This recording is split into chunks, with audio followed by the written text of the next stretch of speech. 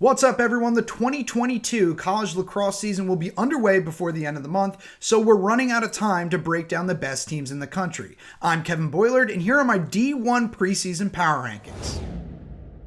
Let's start at 20 and work our way down to number 1. The first 5, I've got Vermont at number 20, followed by Villanova, High Point, Hopkins, and Delaware. Vermont is the reigning America East champ, so I had to give them the nod at number 20. Villanova and High Point, however, didn't make the preseason top 20, but I think they're among the 20 best teams in college lacrosse. Nova had 5 losses last year, but they only lost to 2 different teams, Denver and Georgetown, and they played Georgetown really close in the Big East semifinals. And I gotta give High Point some credit for who they play. They played 5 games against ACC opponents last year.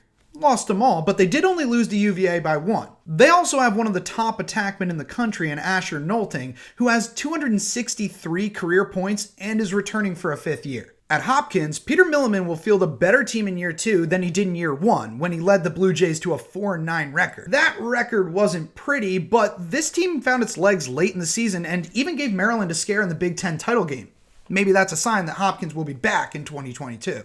As for Delaware, they've been a pretty strong defensive team under head coach Brian DeLuca, but they've got to take care of business in the Colonial before I can confidently put them in the top 15. Now on to 15 through 11. Penn is the first of 2 Ivy League teams in my power rankings, and they're both mysteries since they haven't played a full season since 2019. The biggest question mark for the Quakers is midfielder Sam Hanley. Will he be the dominant force we saw during his freshman season? If so, Penn will be pretty good. Now, Drexel finished with the exact same 10-3 record as Delaware last season, but the Dragons actually won the Colonial and made an appearance in the NCAA tournament, so I had to give them an advantage in the rankings. Rutgers was the second best team in the Big Ten after Maryland last season. They did lose one cursed brother to the PLL, but they've still got Colin in net, and that could help them fend off the Penn States and the Ohio States of the conference for another year. At Syracuse, the John Desko era ended on a sour note, but now the Orange have Gary Gate as head coach and Dave Petramala as defensive coordinator. I am very confident this duo, before too long, will have Cuse back in contention.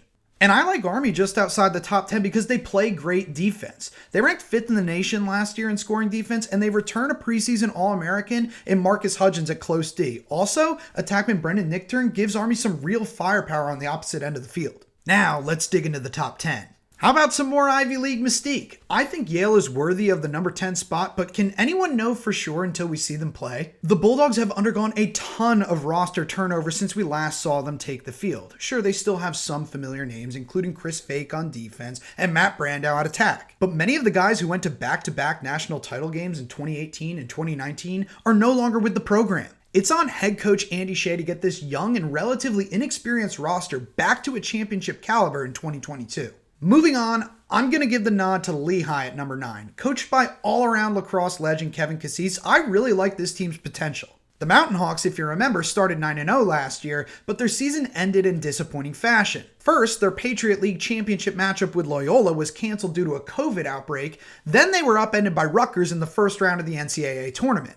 If there's one guy they can count on to get them back on the national stage in 2022, it's Mike Sisselberger, the best face-off specialist in the country. Last season, Sisselberger set a Division I record by winning an outrageous 79.5% of his face-offs. Right ahead of Lehigh in my power rankings is their Patriot League rival Loyola at number 8.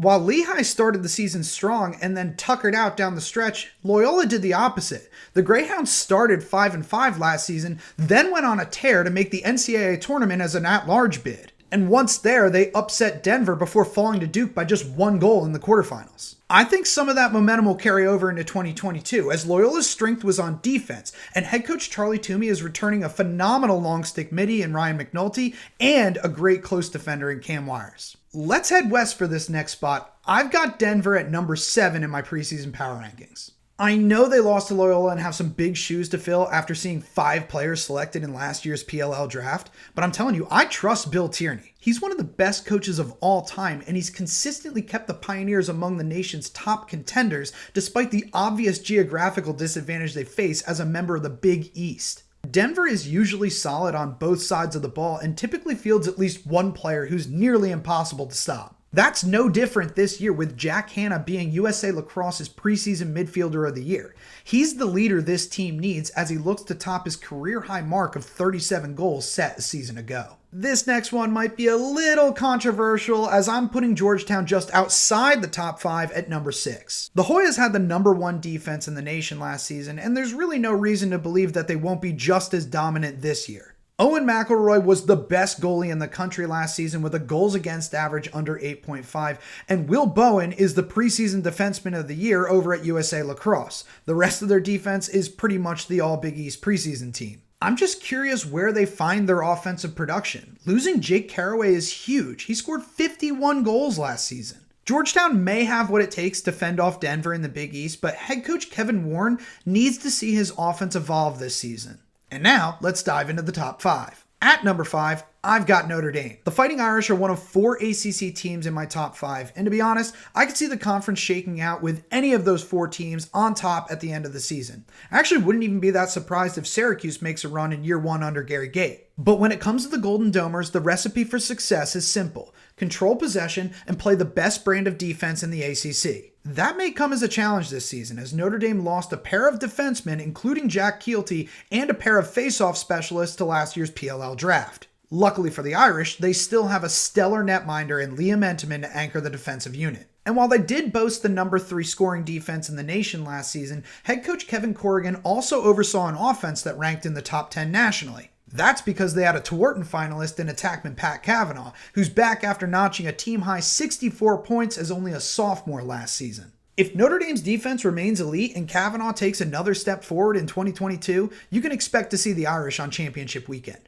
Coming in at number 4 is Duke. The Blue Devils seemed like the team to beat in the ACC for most of last season, but we didn't get a conference tournament due to COVID, and their run in the NCAA tournament was cut short before they got a shot at Virginia, who they beat during the regular season. Now, this won't be quite the same Duke team in 2022, considering Michael Sowers and JT Giles-Harris were both top 5 picks in the PLL draft. Sowers was the team's leading scorer last year, and Giles-Harris was widely considered the best close defenseman in the nation last season. That said, John Danowski is still the winningest head coach in college lacrosse history, and he still has plenty of talent on his roster. We all know midfielder Nakai Montgomery has explosive potential, and I think attackman Brennan O'Neill is poised for a season in which he simply takes over as only a sophomore. And if all else fails, you know attackman Joe Robertson has the clutch gene. He'll deliver a game-winning goal or two to make sure Duke never falls out of the top 5 this season. All right, all you crazy wahoos, please don't hurt me, but I'm putting Virginia at number 3. Yes, I understand the Cavaliers have won back-to-back national championships, and every preseason poll out there is going to have them at number 1 for that reason alone, but these are power rankings, so please allow me to explain. Virginia's strength under head coach Lars Tiffany is on offense, and they do return a frightening amount of firepower on that side of the field, including attackman Connor Schellenberger and Matt Moore. But the Virginia defense ranked 40th in the nation last year with 11.7 goals allowed per game. And that was with Alex Rode, who ranked among the nation's top 10 goalies in saves per game. Rode was a tournament MVP for Virginia's first natty under Tiffany, and he made the game-winning save for the second one. Now he's graduated. That loss, compounded with the loss of LSM Jared Connors to the PLL, presents a major challenge for a defensive unit that wasn't really clamped down to begin with. Also, it's not like Virginia dominated the ACC. They went 2-4 in the conference and got swept by a lousy Syracuse team. Obviously, Virginia is still a national title contender, but the questions on defense are why I can't put them any higher than number 3 in my preseason power rankings. Now, I'm not sure why more people aren't on this bandwagon, but I've got North Carolina at number 2. The Tar Heels had the number 1 scoring offense in the nation last season with an average of 16.3 goals per game. I guess it hurts to lose Justin Anderson and Tanner Cook in the midfield, but these departures don't seem nearly as crippling as the talent other top contenders are fixing to replace this season. It's also made a lot easier when you have attackman Chris Gray, who's coming off a 91-point season and is the most likely candidate to win this year's Tewaaraton Award. Gray is the single biggest reason why I feel confident saying UNC will be the most potent team in the ACC this season. After all, the Heels only lost by 1 goal to Virginia in the Final Four last season and aren't that far removed from a national championship of their own under head coach Joe Bresci. The ACC is almost guaranteed to be a 5-way dogfight this season, but if I had to put my money on one team, it would be UNC.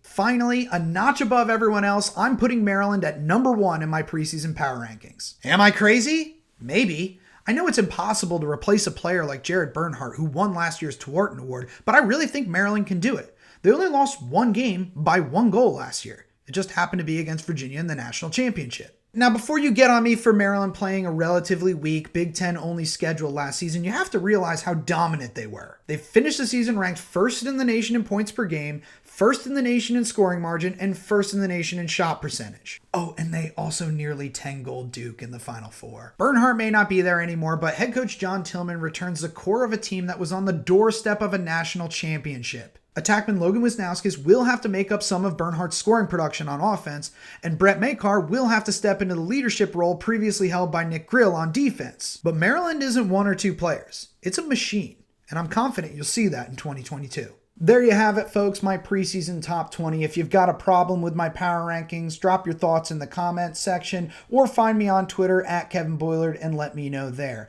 I'll be back with an updated ranking after the first week of the season. Until then, get off your screens and get on the wall. Peace.